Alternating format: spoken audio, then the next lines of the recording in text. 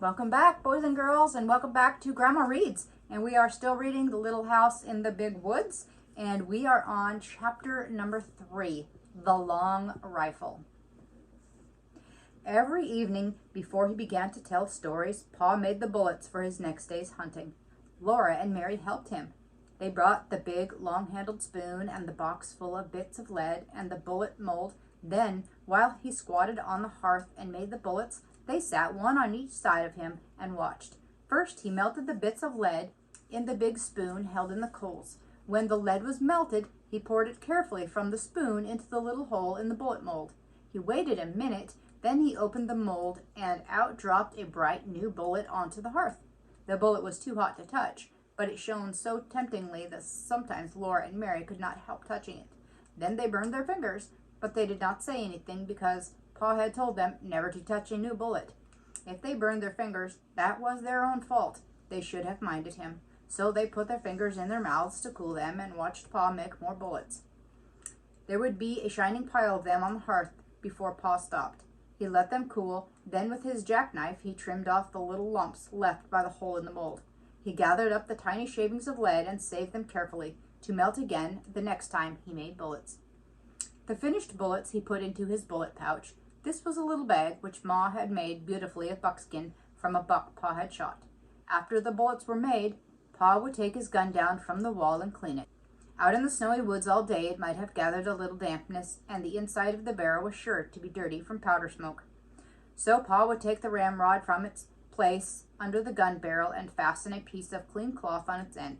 He stood the butt of the gun in a pan on the hearth and poured boiling water from the tea kettle into the gun barrel. Then quickly he dropped the ramrod in and rubbed it up and down, while the hot water blackened with powder smoke spurted out through the little hole on which the cap was placed when the gun was loaded. Pa kept pouring in more and more water and washing the gun barrel with the cloth on the ramrod until the water ran out clear. Then the gun was clean. The water must always be boiling so that the heated steel would dry instantly. Then Pa put a clean greased rag on the ramrod, and while the gun barrel was still hot, he greased it well on the inside. With another clean greased cloth, he rubbed it all over, outside, until every bit of it was oiled and sleek. After that, he rubbed and polished the gun stock until the wood of it was bright and shining too. Now he was ready to load the gun again, and Laura and Mary must help him. Standing straight and tall, holding the long gun upright on its butt, while Laura and Mary stood on either side of him, Pa said, "You watch me now and tell me if I make a mistake." So they watched very carefully, but he never made a mistake. Laura handed him the smooth, polished cow horn full of gunpowder. The top of the horn was a little metal cap. Pa filled this cap full of gunpowder and poured the powder down the barrel of the gun. Then he shook the gun a little and tapped the barrel to be sure that all the powder was together in the bottom. "Where's my patch box?" he asked then, and Mary gave him the little tin box full of little pieces of greased cloth. Pa laid one of the little bits of greasy cloth over the muzzle of the gun, put one of the shiny new bullets on it, and with the ramrod he pushed the bullet and the cloth down the gun barrel. Then he pounded them tightly against the powder. When he hit them with the ramrod bounced up in the gun barrel, and Pa caught it and thrust it down again. He did this for a long time. Next he put the ramrod back in its place against the gun barrel. Then, taking a box of caps from his pocket, he raised the hammer of the gun and slipped one of the little bright caps over the hollow pin that was under the hammer. He let the hammer down slowly and carefully. If it came down quickly, bang, the gun would go off. Now the gun was loaded, and Pa laid it on its hook over the door. When Pa was at home, the gun always lay across the 2 wooden hooks above the door. Pa had whittled the hooks out of a green stick with his knife and had driven their straight ends deep into holes in the log. The hooked ends curved upward and held the gun securely. The gun was always loaded and always above the door so that Pa could get it quickly and easily any time he needed a gun. When Pa went into the big woods, he always made sure that the bullet pouch was full of bullets and that the tin patch box and the box of caps were with it in its pocket. The powder horn and a small sharp hatchet hung at his belt, and he carried the gun ready, loaded on his shoulder. He always reloaded the gun as soon as he had fired it, for he said he did not want to meet trouble with an empty gun. Whenever he shot at a wild animal, he had to stop and load the gun, measure the powder, put it in, and shake it down. Put it in the patch and the bullet and pound them down, and then put a fresh cap under the hammer before he could shoot again.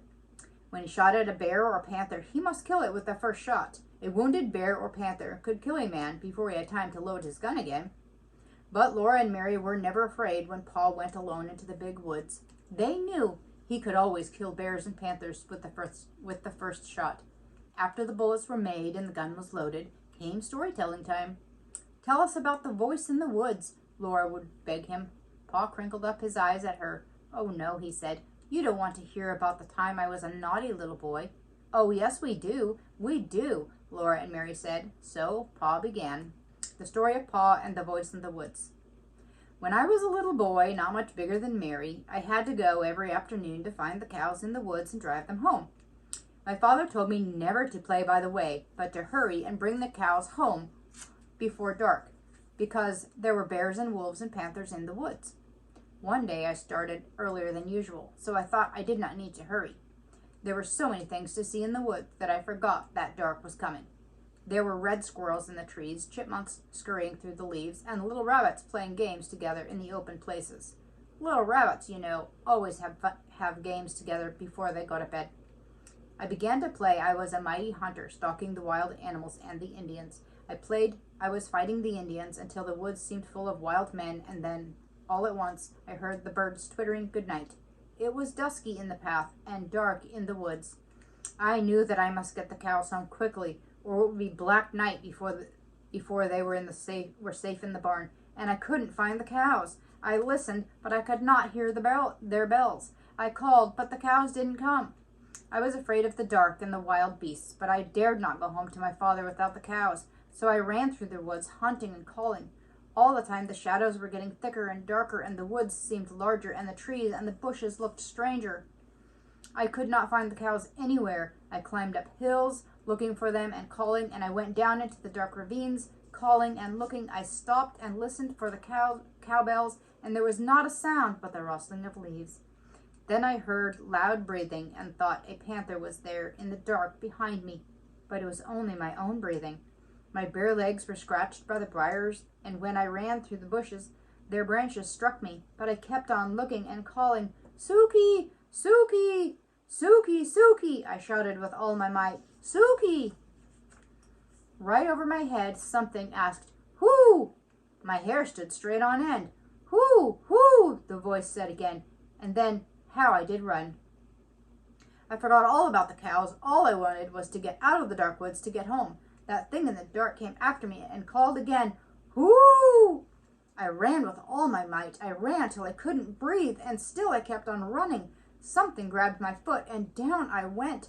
Up I jumped, and then I ran. Not even a wolf could have caught me. At last I came out of the dark woods by the barn. There stood all the cows, waiting to be let through the bars. I let them in, and then ran to the house. My father looked up and said, "Young man, what makes you so late? Been playing by the way?" I looked down at my feet, and then I saw that one big toenail had been torn clean off. I had been so scared that I had not felt it hurt until that minute. Pa always stopped telling the story here and waited until Laura said, "Go on, Pa. Please go on." "Well," Pa said, "then your grandpa went out into the yard and cut a stout switch, and he came back into the house and gave me a good thrashing, so that I would remember to mind him after that. 'A big boy 9 years old is old enough to remember to mind,' he said. 'There's a good reason for what I tell you to do,' he said, 'and if you'll do as you're told, no harm will come to you.'" "Yes, yes, Pa," Laura would say, bouncing up and down on Pa's knee. And then, what did he say? He said, "If you'd obey me, as you should, you wouldn't have been out in the big woods after dark, and you wouldn't have been scared by a screech owl." And that is chapter number 3. And thank you again, boys and girls, for joining me, and come back next time for more of our story.